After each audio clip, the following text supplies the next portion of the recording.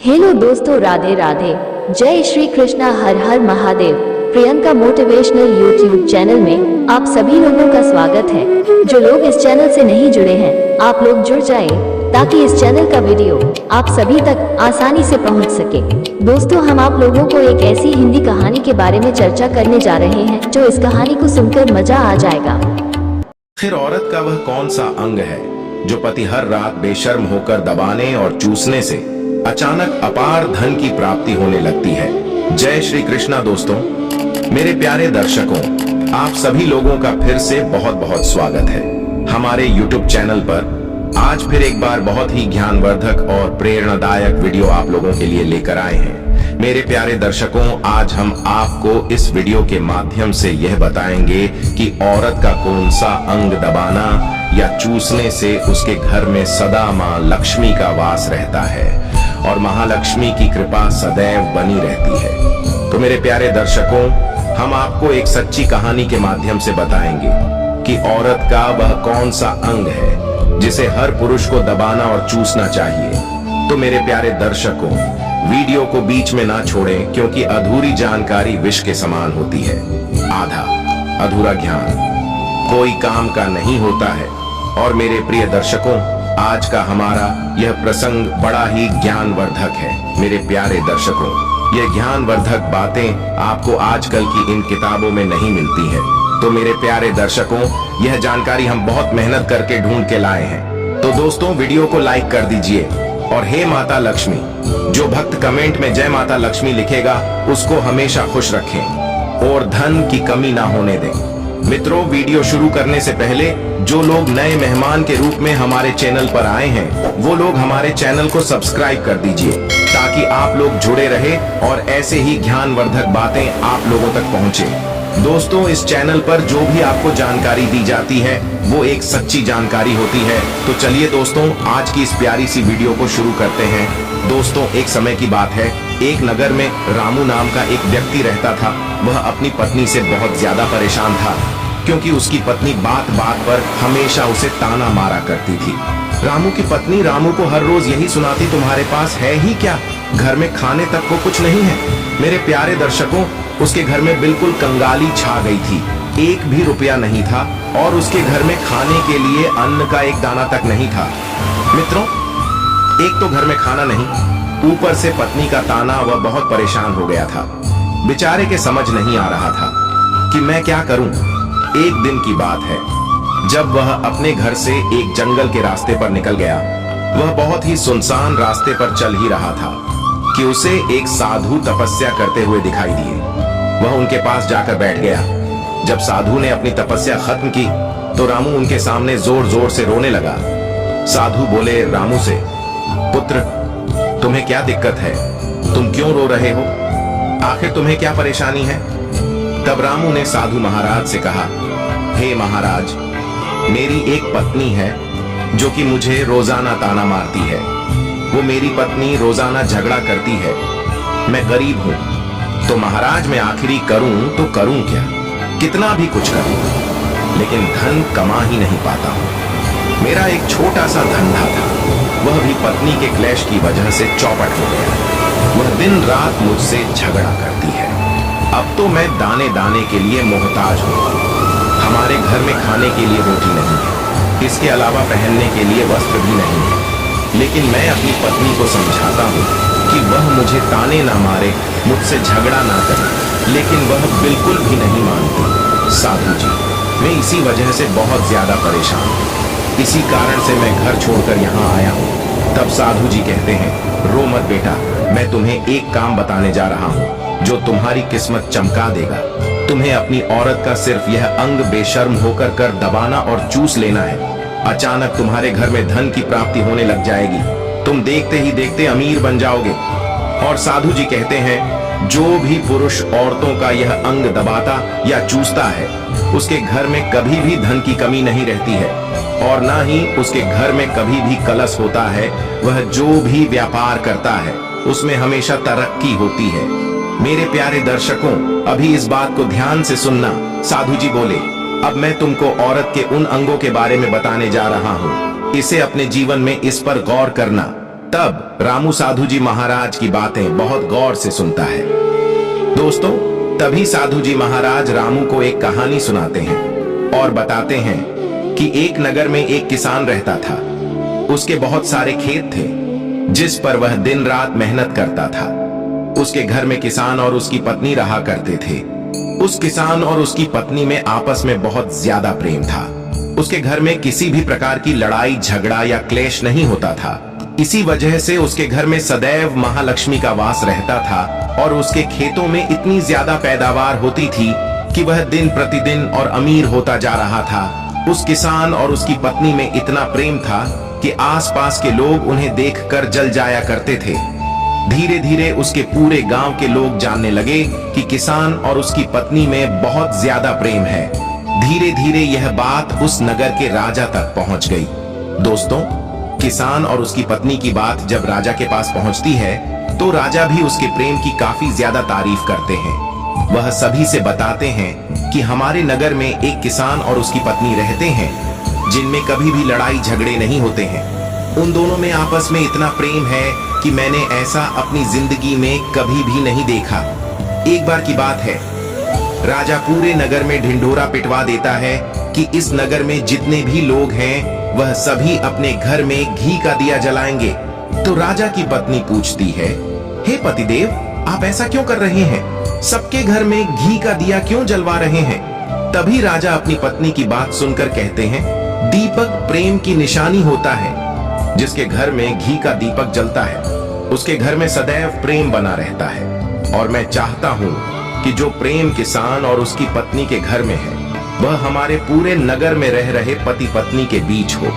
इसीलिए मैं हर घर में दीपक जलाना चाहता हूँ। मेरे प्यारे दर्शकों, अब राजा के सैनिक जाते हैं और हर जगह नगर में डग्गी पीट देते हैं और कहते हैं सभी लोग घर में रात भर घी का दीपक जलना चाहिए। दोस्तों, राजा की बात मानकर सभी नगरवासी अपने घर में दीपक जला देते हैं।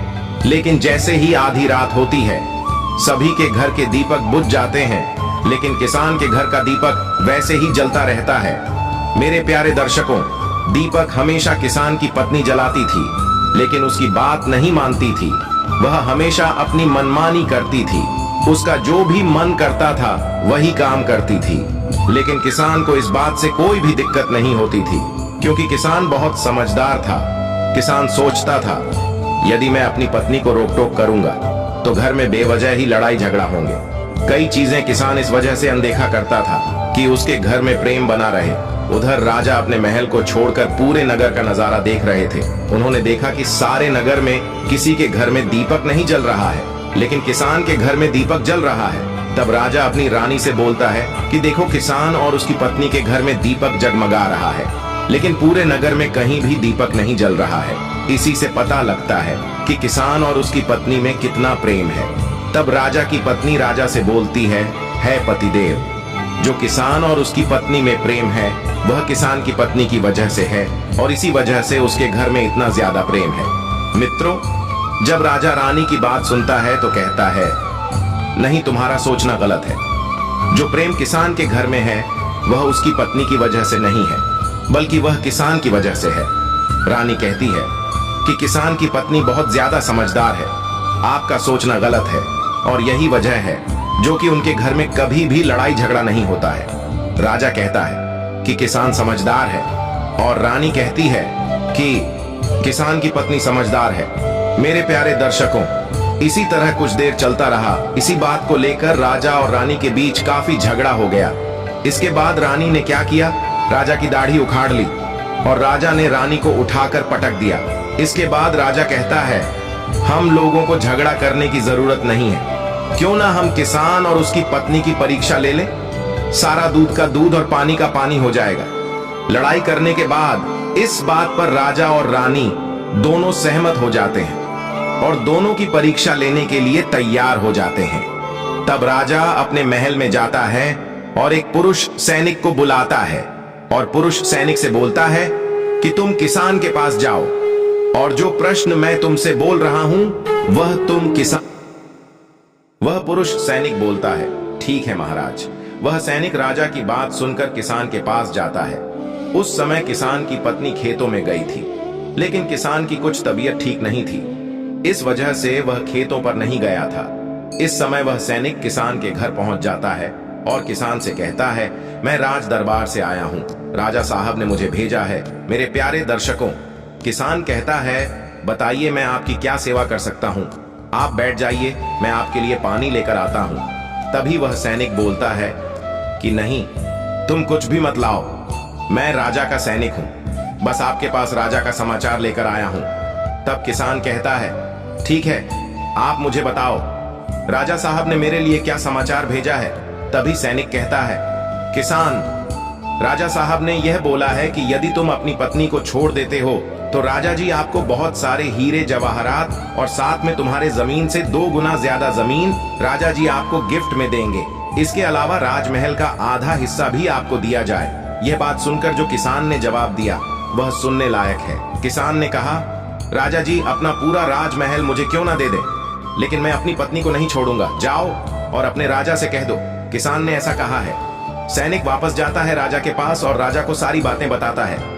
इस समय रानी वहां पर सैनिक की बात सुन रही थी। सुनने के बाद रानी ने कहा, आपने किसान की तो परीक्षा ले ली, लेकिन किसान की पत्नी की परीक्षा नहीं ली है।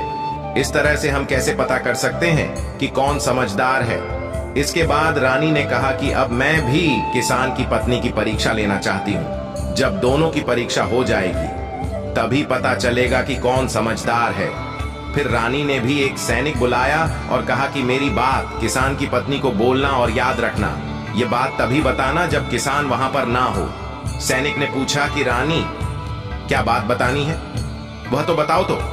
रानी ने सैनिक को सारी बात बता दी। सैनिक किसान के घर जाता है और उसके घर में आवाज लगाता है तो उसके घर से किसान की पत्नी निकल कर आती है और कहती है, बताओ क्या हुआ, क्यों डिंडोरा पीट रहे हो? तो सैनिक बोलता है कि राज के महल से आया हूं, मुझे रानी ने भेजा है। फिर किसान की पत्नी बोली, बताओ किस लिए आए हो? तब सैनिक बोला, रानी ने बोला है यदि तुम अपने पति किसान को मार देती हो तो आपको बहुत सारे हीरे जवाहरात रानी आपको देंगी और साथ में राजमहल का आधा हिस्सा भी आपको मिलेगा। इसके अलावा जितनी भी आपकी जमीन है वह तो आपकी रहेगी, लेकिन उसकी 2 गुना जमीन भी रानी आपको देगी। यह बात सुनकर किसान की पत्नी तैयार हो जाती है। कहती है, ठीक है, यदि मुझे रानी साहिबा देंगी तो मुझे मंजूर है, मैं अपने पति को मार दूंगी। तब सैनिक पूछता है कि रानी को कैसे पता चलेगा कि आपने अपने पति को मार दिया है? तभी किसान की पत्नी बोलती है, मेरे घर में जो दीपक जल रहा है, जब मैं किसान को मार दूंगी तो उसे बुझा दूंगी, तभी आपको पता चल जाएगा कि मैंने किसान को मार दिया है। अब सैनिक किसान की पत्नी की बात सुनकर दौड़ता हुआ राजमहल जाता है और रानी को सारी बात बताता है। रानी बहुत अचंभित हो जाती है। राजा और रानी को स्त्री जात से नफरत होने लगती है। उसी समय राजा अपने नगर के सभी लोगों को बुलाता है और कहता है कि मैं चाहता हूं कि मेरे और मेरी पत्नी की वजह से किसान की जान ना जाए। तुम लोग ऐसा करो, उस किसान के घर जाओ और सारी बातें बता दो और उस किसान को बचा लो, वरना किसान की पत्नी उसे मार देगी। इधर सैनिक किसान के घर जाते हैं और सोचते हैं कि किसान की पत्नी किसान को रात में मारेगी और दिया बुझाएगी। इससे पहले ही हम किसान के घर में पहुंच जाते हैं और किसान को बचा लेते हैं। मेरे प्यारे दर्शकों, जैसे ही राजा के सैनिक किसान के घर पहुंचते हैं तो देखते हैं कि किसान तो मरा पड़ा हुआ है।